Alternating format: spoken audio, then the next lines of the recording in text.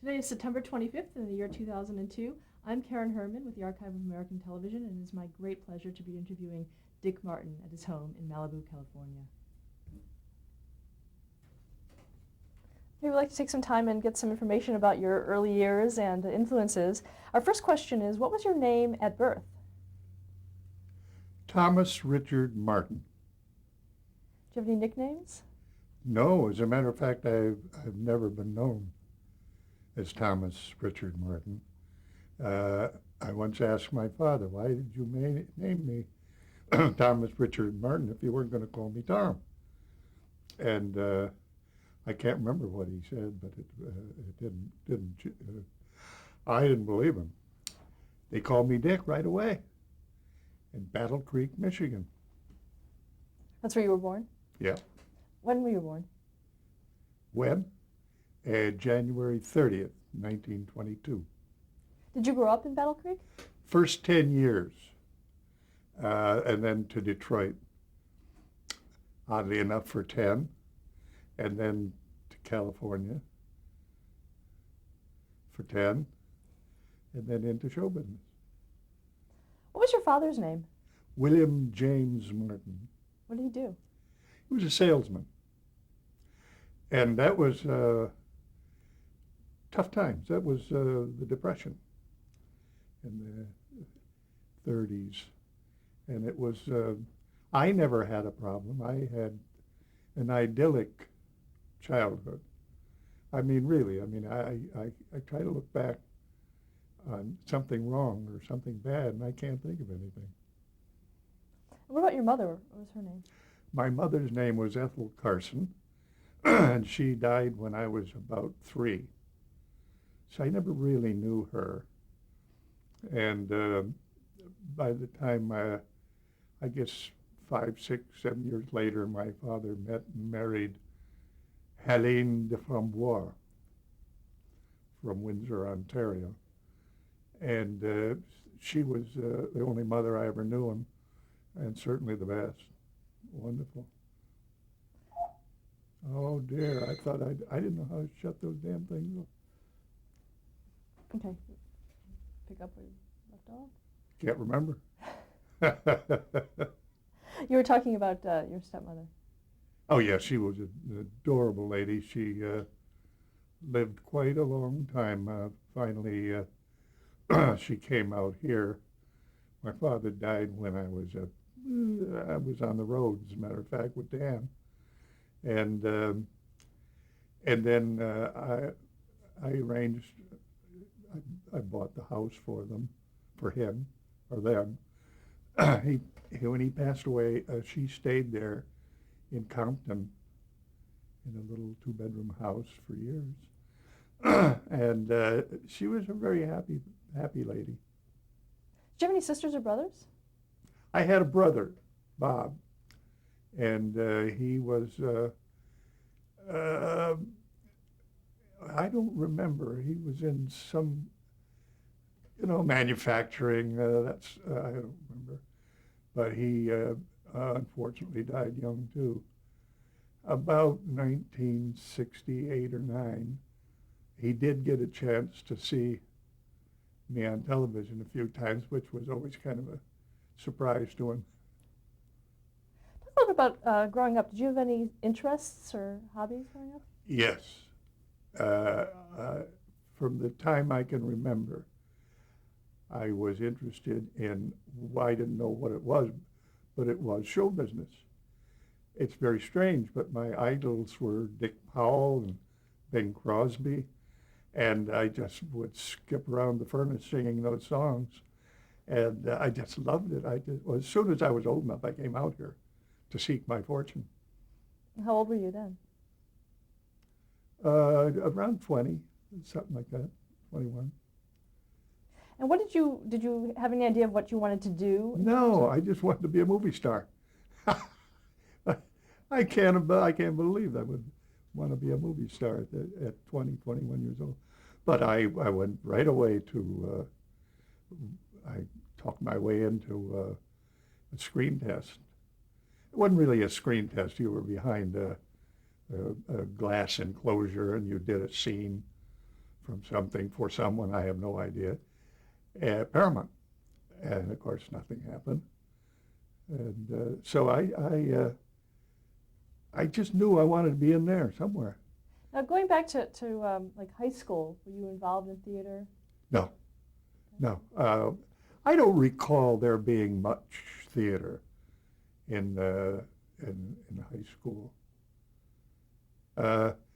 See, when I was in high school, was at Northern High in about 38 or something like that. I don't really recall much sports and that sort of thing, but and I'm sure there was. There had to have been some sort of theatrics, but that was not what I wanted to do. How did the United States' entrance into World War II affect you? World War II, World War II. It didn't get me because when I was about 16, I contracted tuberculosis and was off to a hospital and sanitarium for 2 years. So my high school was, I had one semester to go in the next to the last year. And a very nice lady, who I can't remember her name, I never thought I'd forget it, she came to the school every day and gave me my lessons. Came to the hospital, gave me my lessons, and passed me through that semester. So I had 1 year to go in high school. And I did that after I came out of the sanitarium. I went to Western High in Detroit. It was absolutely worthless. If you're going to be in show business, the last year of high school doesn't really mean a whole lot. But I did it, and then immediately, as soon as I could, came out here. Did you go to college at all? No. So talk about your first years in Los Angeles. How did you get started? I became a bartender because it was the only way I figured I could work at night and earn a living and still have my days free to hustle around, trying to get an agent, trying to do anything in show business. So I tended bar out here for a good almost 10 years. That's, as a matter of fact, where I met Dan. I was a bartender, and he was a used car salesman. Unlikely pair to follow the footsteps of Martin and Lewis. So what else were you doing? Were you going on auditions during that time when you were bartending? No, I hated auditions. I'm not prepared for that sort of thing. I would go and, I got a job in publicity, figuring that if I could get on those movie sets, that someone was going to say, wow, let's get him for that part. And I was on the sets for years, and nobody ever said, wow. So it was very nice. I would go, press agents in those days at the studios, they would have people over for lunch at the commissary. If they had someone that they were interviewing, their lunch was free. And if they didn't, then they had to pay for their lunch. So I was what you call, I was on call, kind of. We're going to do an interview today. That meant we're going to have lunch.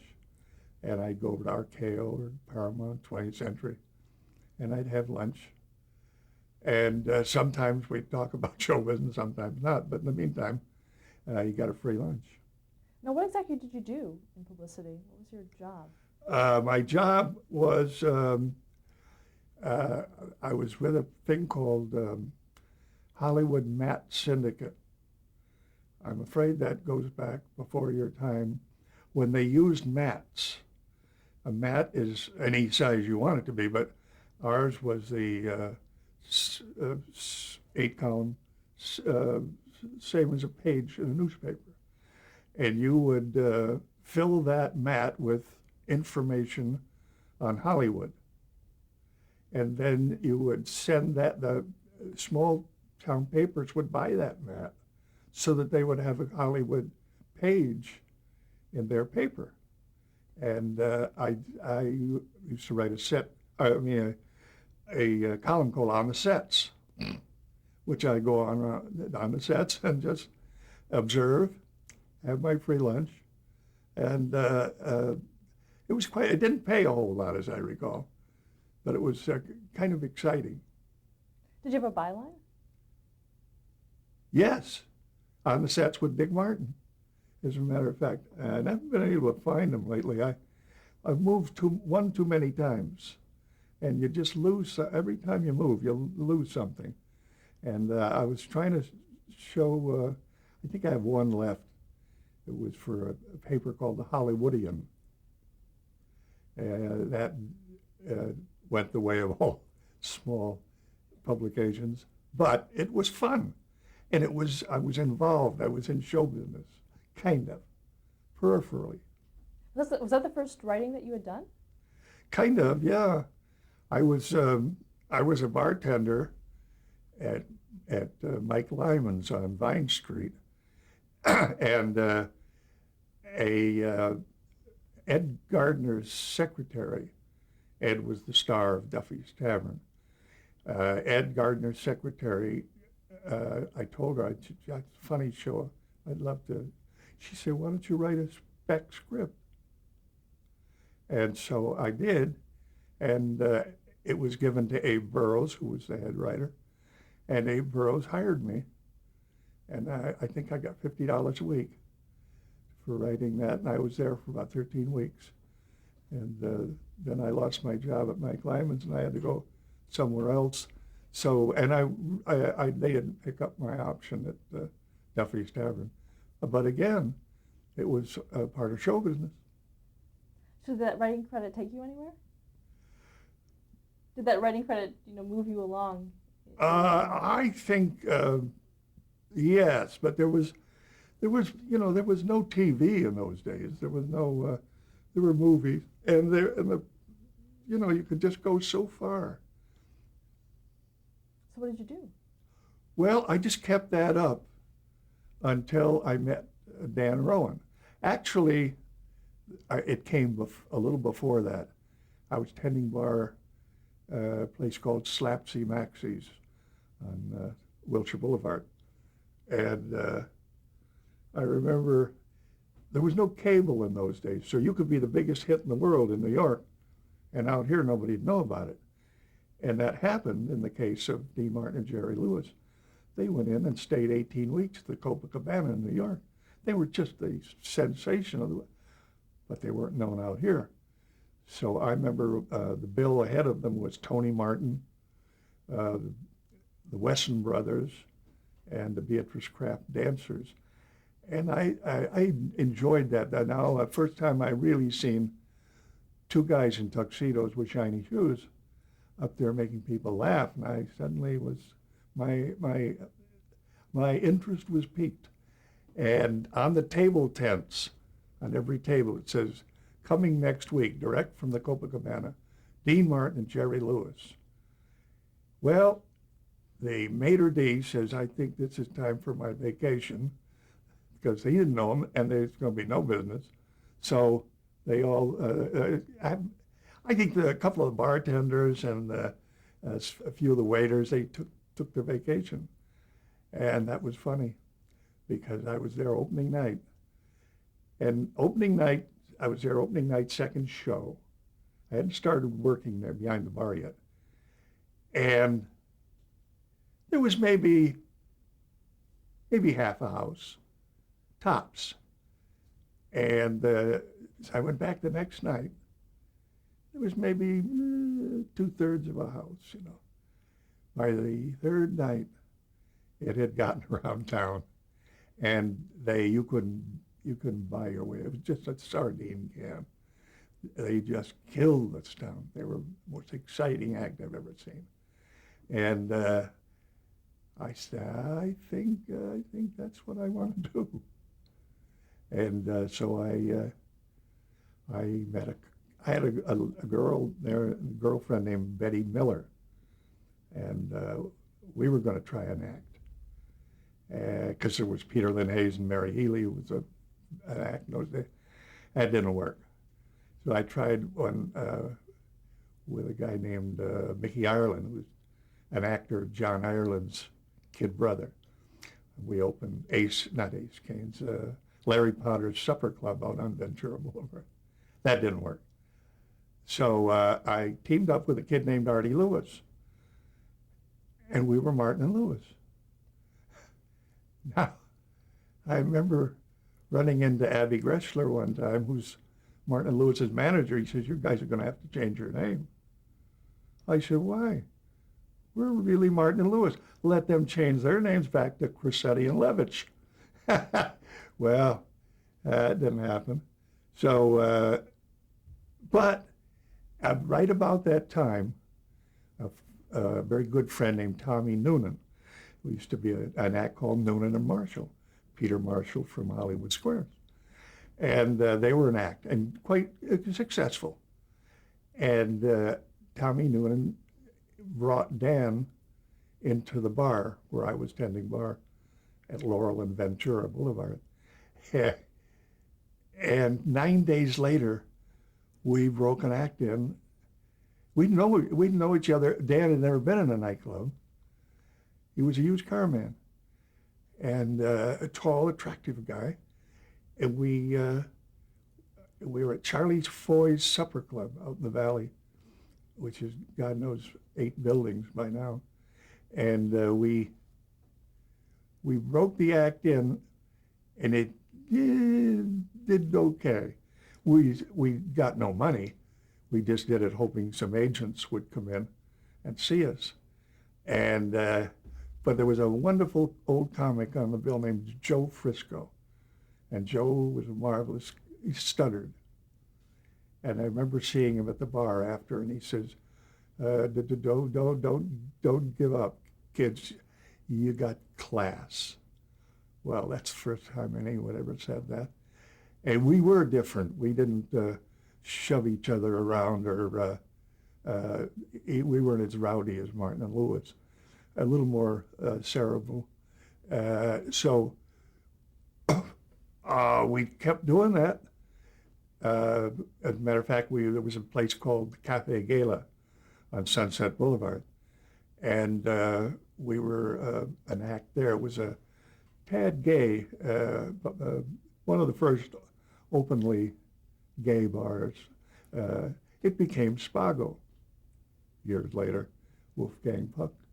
And no, we didn't catch an agent. We still didn't. We tried. Finally, we got someone who booked us into Palm Springs, Joe Rollo. And we went in, and at rehearsal, Dan got appendicitis. Now, we're supposed to open that night. So he had to go into the hospital. And I couldn't leave him there. We were by now partners. So the guy said, "I'll give you $100 a week if you'll MC the show." I said, "Great." I'd never MC'd a show in my life. And but I did. And he got well, and we went up and worked Spokane, Washington 3 weeks later, and never looked back, and never made a great deal of money for quite a while. But we were on the road. Can you talk about what really made your act? Perseverance, I think, more than anything. It was really different. It was not song and dance, and we didn't do impressions. So I don't know what it was. It was like they used to call Martin Lewis Sex and the Idiot. And with us, it was, he was almost professorial. He was like always trying to teach me something. And I'd find everything just impossible to believe, and try to figure some way to work it. I'd try to work sex into it. And I don't know, I guess it was just different enough. And we looked like 2 college kids. And we just were booked. Mind you, we were not making a great deal of money. So we were a good thing to have on the bill for quite a while. Did you have that chemistry of the partnership right from the beginning? No, no, I wish. No, we were, a good 3 years, I guess, just busting it out there. And Dan somehow or other got in his mind here at the beginning that a straight man was the lesser of the team, and he didn't ever want to be a straight man. So we kind of, and nobody could ever write for us. In all the years we were in show business, nobody ever wrote for us until we got to television. And then they were marvelous writers. But out there, we had to do it on our feet, and it was all improvisational. And I don't know, that may have been different enough to catch on. Do you remember the first time that you saw television? Yes, I think it was, I'm not sure, but I think there was a place called Nichols Appliance on the corner of Queen and Sunset. And they had about 6, 8 television sets in the window. And they'd turn them all on at Tuesday night at 8, and there was Milton Berle. And that's how I first saw, standing with about 40 other people on the sidewalk watching. And they'd put the volume up so that you could hear. And that's about the first television I remember. The first show we ever did was KTLA, I believe, called Bandstand Review. And that was a guy named Klaus Landsberg, a rather innovative young man. And I remember it was Harry Babbitt was the MC and Leighton Noble's orchestra. And we went on there and did a bit, and it went over very well. And he asked us back the next week. And so now we're veterans. We had 2 television shows under our belt. And that's the way we really started. And it was always the same, $195 for the team. That's what we got. It was scale, I guess. And so we'd work wherever we could. You go into a town, there was always a television show called Coffee with Phil or whatever. And you'd go over there at 10 o'clock in the morning and you chat with him. And that would help the crowd, help bring in a crowd. So very few of them had shows as such, except that little talk. And we would be watching the Ed Sullivan Show, wow, and thinking about someday. And someday it came along. Now, did you have to do anything specifically different on television as opposed to on the stage in terms of your act? No. In those days, number one, every act was immaculate. There were signs in the dressing room of almost every club we worked. Blue material will not be tolerated, which is kind of amazing in what's going on today. And so we were squeaky clean, and we didn't change material. If we went to Texas, for instance, they were always a much more demonstrative audience. I don't know why in Texas. And then when we played London the first time, we did the same thing and did very well. Did anything ever fall flat in certain Oh, audiences? all the time. Oh my goodness, yes. Oh dear me. But Dan was a marvelous quarterback, and every team needs a quarterback. And if he saw something wasn't going, he'd switch like that in the middle of it and start something else. He was very good at that. What about your stage persona? Can you describe your stage persona? Yeah, kind of an inept lecher. Guy who would like to find girls but never did really. And eager, very eager to learn, but never really caught on. And Dan, actually, we had a bit called The Birds and the Bees, where Dan actually explained sex to me. I think these 32-year-old men up there. But if you play it right, and if he has that aura about him of teacher, and you can play a kind of an idiot, but not like Jerry Lewis with nah, not that. Just a guy that was kind of walking around with his head in the clouds, and that was me, and it carried me through television really.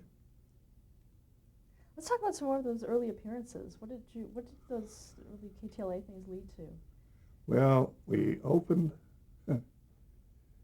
early in our career in Albuquerque, New Mexico, at Jaime's Cocktail Lounge. Now, Jaime's Cocktail Lounge was a long bar with a kind of an opening, and there was a little stage, and a piano, and a balcony. I never saw a club with a balcony before. And so we went in, and Jaime sat at a cash register just right a stone's throw from us, watching.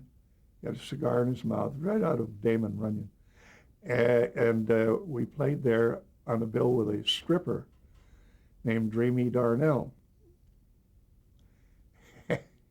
And Dreamy Darnell, when we got there, you always checked your billing.